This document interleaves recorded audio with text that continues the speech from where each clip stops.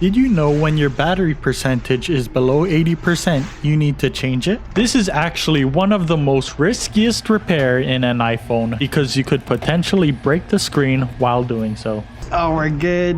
Hell yeah.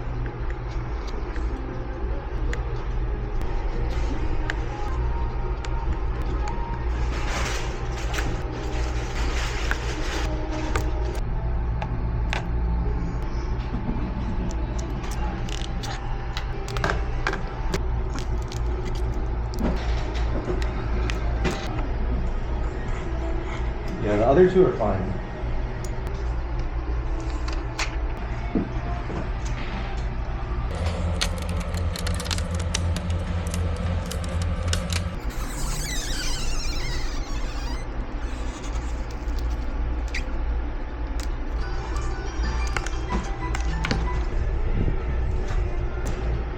I need to just get it some more. Yeah. He's the only one that can do like